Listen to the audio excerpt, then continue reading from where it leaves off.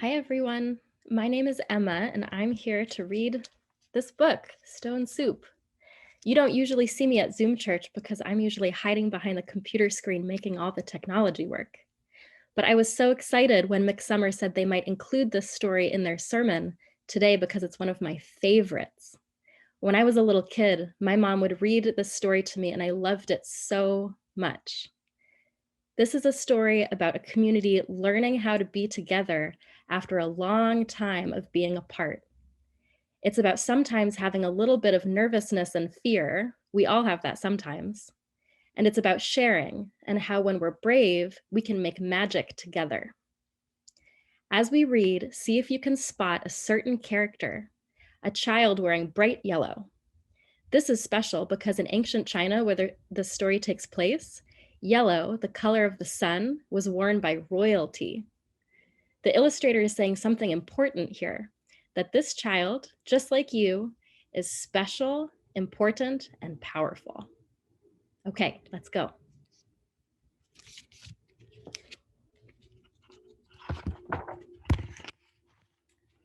Stone Soup, retold and illustrated by Jon J. Muth. 3 monks, Hook, Look, and Sao, traveled along a mountain road. They talked about cat whiskers, the color of the sun, and giving. What makes one happy, Sao? Asked Hook, the youngest monk. Old Sao, who was the wisest, said, Let's find out. The sound of a bell brought their gaze to the rooftops of a village below. They could not see from so high above that the village had been through many hard times.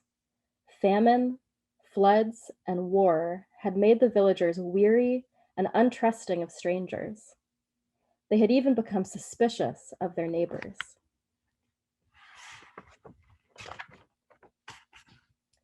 The villagers worked hard, but only for themselves.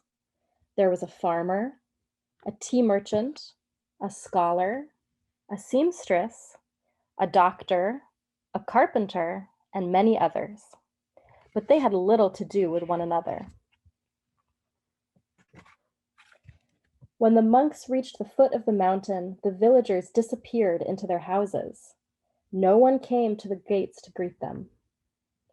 And when the people saw them enter the village, they closed their windows tight. The monks knocked on the door of the first house. There was no answer. Then the house went dark. They knocked on a second door, and the same thing happened. It happened again and again from one house to the next. These people do not know happiness, they all agreed. But today, said Sao, his face as bright as the moon, we will show them how to make stone soup. They gathered twigs and branches and made a fire. They placed a small tin pot on top and filled it with water from the village well. A brave little girl who had been watching came to them. What are you doing? She asked. We're gathering twigs, said Look. We're making a fire, said Hook. We're making stone soup, and we need 3 round, smooth stones, said Sal. The little girl helped the monks look around the courtyard until they found just the right ones. Then they put them in the water to cook. These stones will make excellent soup, said Sal. But this very small pot won't make very much, I'm afraid. My mother has a bigger pot, said the girl. The little girl ran home. As she started to take a pot, her mother asked what she was doing. 3 strangers are making soup from stones, she said. They need our biggest pot. Said the girl's mother. Stones are easy to come by. I'd like to learn how to do that. The monks poked the coals. As smoke drifted up, the neighbors peered out from their windows. The fire and the large pot in the middle of the village was a true curiosity. One by one, the people of the village came out to see just what this stone soup was. Of course, old-style stone soup should be well seasoned with salt and pepper, said Hook. That is true, said Loke, as he stirred the giant pot filled with water and stones. But if we have none, I have some salt and pepper, said the scholar, his eyes big with curiosity. He disappeared and came back with salt and pepper and even a few other spices. Sao took a taste. The last time we had soup stones of this size and color, carrots made the broth very sweet. Carrots, said a woman from the back. I may have a few carrots, but just a few. And off she ran. She returned with as many carrots as she could carry and dropped them into the pot. Do you think it would be better with onions? Asked Hoke. Oh, yes, maybe an onion would taste good, said a farmer, and he hurried off. He returned in a moment with 5 big onions, and he dropped them into the bubbling soup. Now that's a fine soup, he said. The villagers all nodded their heads, and the smell was very agreeable. But if only we had some mushrooms, said Sao, rubbing his chin. Several villagers licked their lips. A few dashed away and returned with fresh mushrooms, noodles, pea pods, and cabbages. Something magical began to happen among the villagers.